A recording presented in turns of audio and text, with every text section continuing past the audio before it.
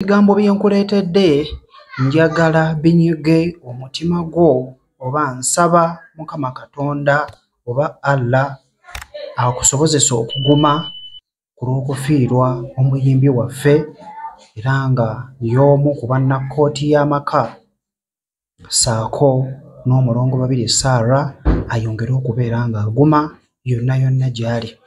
Omwoyo omutukuvu abeere wamu naye buli w'atambulira. Ne bw'aba nga azze ku mulimu ali mu kukola, ne bw'aba nga atambula, ne bw'aba nga yeebase ayongere okubeera ng'aguma. DJ Jacob alina ebigambo ebirungi by'awadde omulongo babiri Sarah. Bannaaye kansooke mpiseewo kano. Omuntu ali eyo nga gwe omutima gwo gwa kirogo. Mu kitundu gye tuli twafiiriddwa omuntu yafudde mu mbeera ey'amangu mangu. Naye waliwo eyamusse. Naye essaawa eno ndowooza ekintu kitandise okubeera nga kimulumiriza. So Mukama atuggyako abantu baffe abalungi ate n'alekawo abantu ababi. Wabeerawo ensonga naye mujja kukisasulira. Kankuwe DJ Jacob ayongere okubeera ng'atuwa ebigambo ebirungi ebitugumya ebituzzaamu amaanyi ssaako n'engeri gy'abuzeemu omulongo babiri Sarah ssaako ne famire n'abantu abalala bonna okubeera nga tuviiriddwako omuyimbi waffe Alicia M.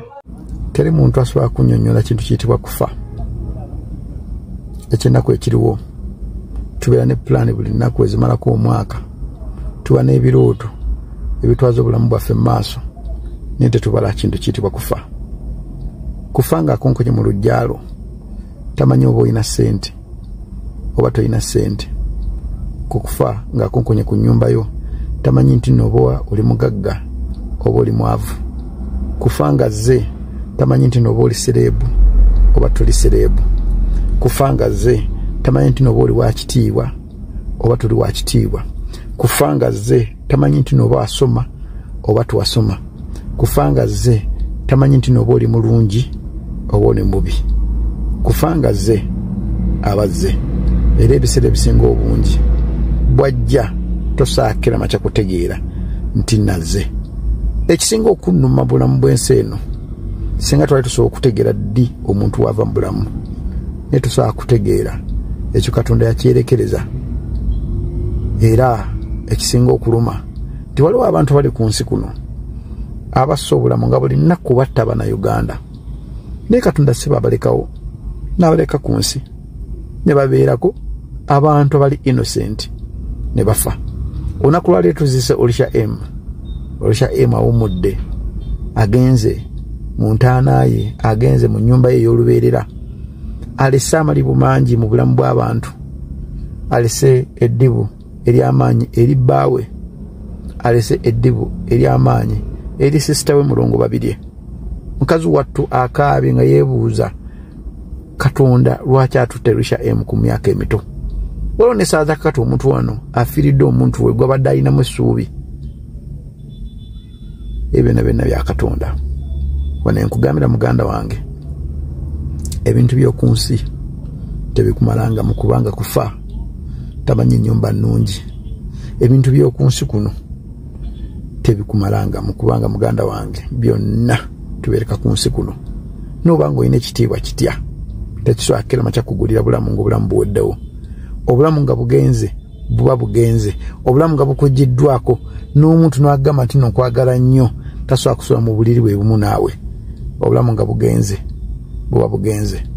Ekisinga okuluma kwe kuba nti bugenda nga tutegedde. Ekisinga okuluma kwe kuba nga bugenda nga tumaze kwetegeka na kusibula abantu b'oyagala. Singa twalina chance ng'osobola okwetegeka, ng'osobola okutegeka abantu b'oyagala n'ogamba nange obudde bwange buweddewo, kye kiseera ngende meeting omutonzi. Naye olabira awo ng'omukka gukuweddeko, olabira awo ng'obulamu bukuggiddwako, olabira awo nga tokyayinza keera kumukya kukola kintu kyonna. Wano nkugambira bw'oba olina obulamu bwesuneko muganda nga ali ku TikTok, kozesa akaddeko oinspiringa abantu, kozesa akaddeko okwate ku mitima gy'abantu, kubanga ekintu kyokka kyojja okwetaaga mu bantu ng'akamwako tekakyasobola kuvaamu kigambo ekigambo rest in peace, Mukama Katonda amuwummuze mirembe. Ekyo kigambo kikuwerekera ne kigulawo enzigi ez'enjawulo mu bulamu obutaggwaawo. Ekibuzo kiri nti bameka abajja okukeera makya okujjukira, bagenda kujjukirako birungi oba bibi? I salute you. Wumula mirembe Olisha M. Mukama Katonda akuwummuze mirembe era fena lyekkubo.